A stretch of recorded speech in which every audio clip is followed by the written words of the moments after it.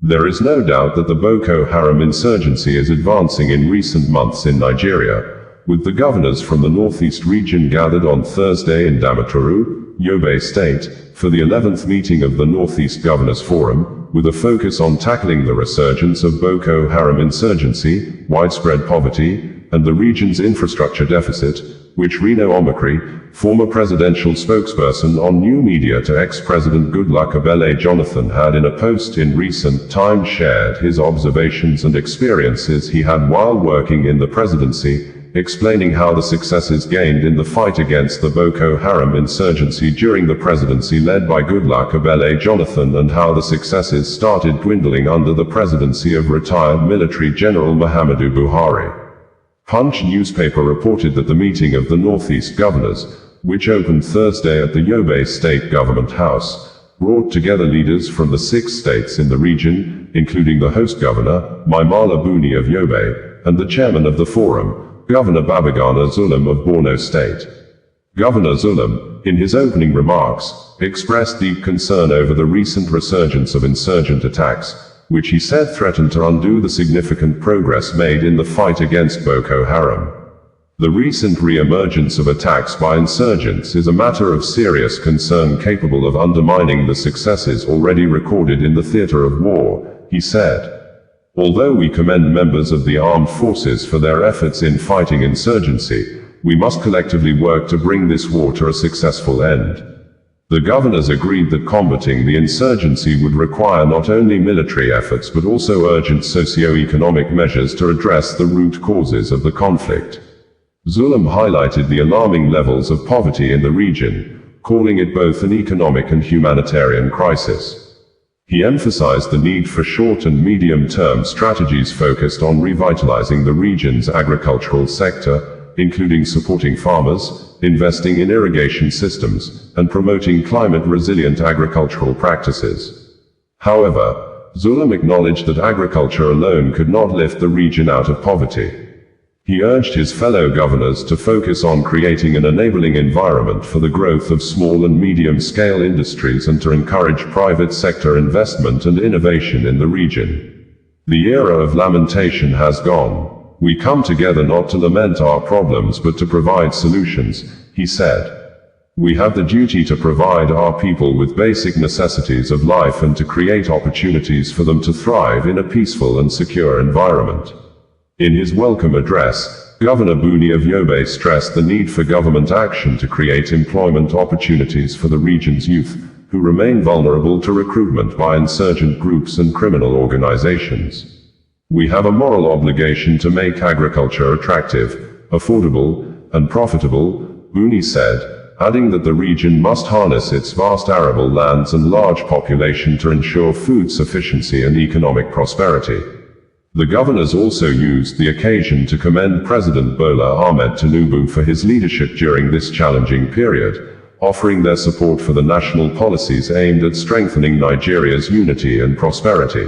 2 separate courts at Ibadan in Oyo State, Nigeria have sentenced a man, Olaniyan Benga Amos, to 138 years imprisonment for committing criminal Ponzi investments fraud, which the Economic and Financial Crimes Commission, EFCC, described the convict as a multiple and serial investment fraudster who was convicted and sentenced to 75 years imprisonment by Justice Bayo Taiwo of the Oyo State High Court, Ibadan, for Ponzi fraud offense on December 14, 2023, and Justice Olusola Adetujoye of the Oyo State High Court sitting in Ibadan, on Monday, April 28, 2025, while ruling on separate and similar charges and crimes, convicted and sentenced Olaniyan Benga Amos to 63 years jail term for multiple investment fraud, with the convict still awaiting 2 more rulings for crimes of same nature from federal high courts in Ibadan, Oyo State.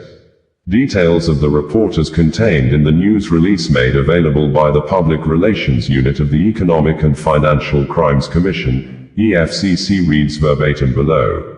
Serial investment fraudster bags 63 years in Ibadan. Justice Olusola Adetujoye of the Oyo State High Court sitting in Ibadan, On Monday, April 28, 2025, convicted and sentenced Olaniyan Benga Amos to 63 years jail term for multiple investment fraud.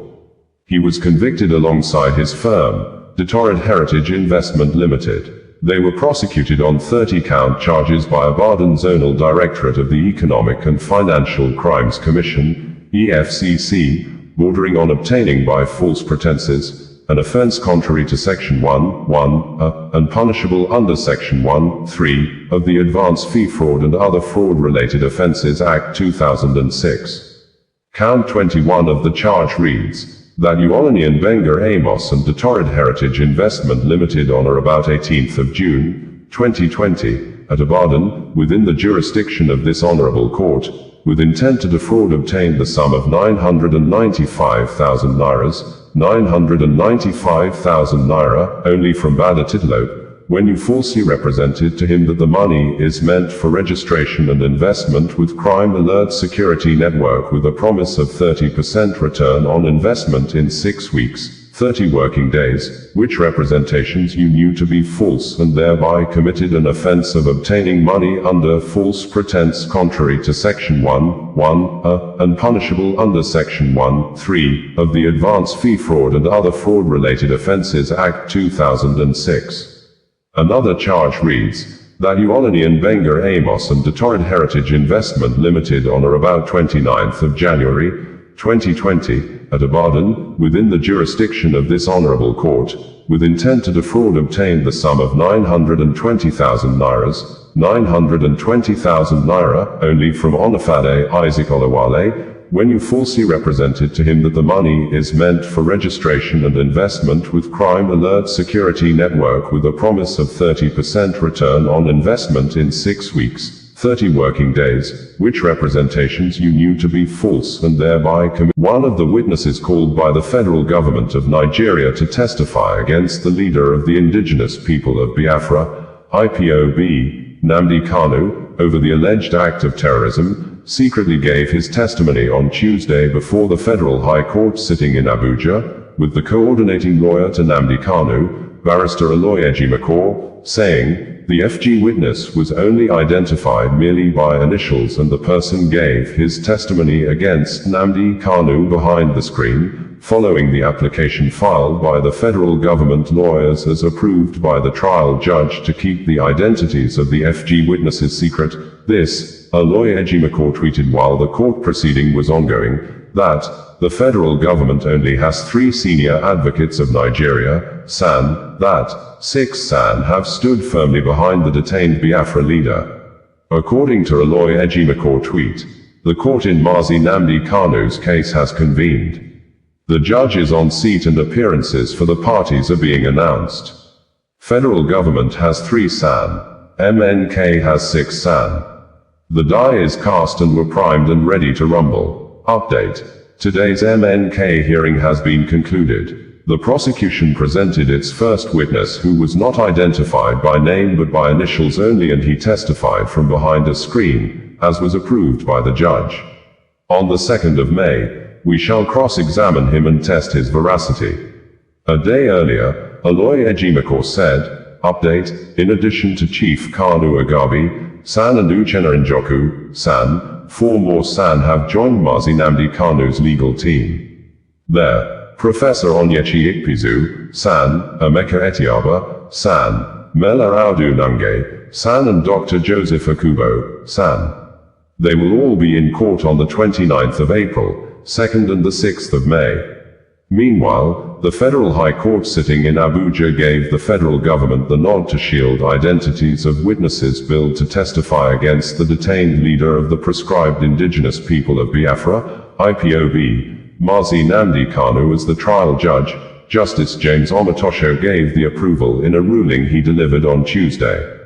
The ruling followed an ex-parte application that FG filed through its team of prosecutors led by Chief Adigboyegba Awomolo, SAN. The court gave permission for the proposed witnesses to testify behind a screen with their real names replaced with acronyms. FG's lawyer, Awomolo, SAN, pleaded that identities of the witnesses needed to be protected for security reasons and in view of the serious nature of the case. While the witnesses would be shielded from the public, they would however be seen by the judge. Nigeria news media reporters who monitored the proceedings reported that the request was not opposed by Kanu's team of lawyers led by a former Attorney General of the Federation and Minister of Justice, Chief Kanu Agabi, San. Sequel to the ruling, FG opened its case against the embattled IPOB leader by presenting its first witness, who was simply identified as PWAAA. Pleading not guilty, Nnamdi Kanu, the leader of the indigenous people of Biafra, IPOB, told the Federal High Court, bringing you the news in a more digital way.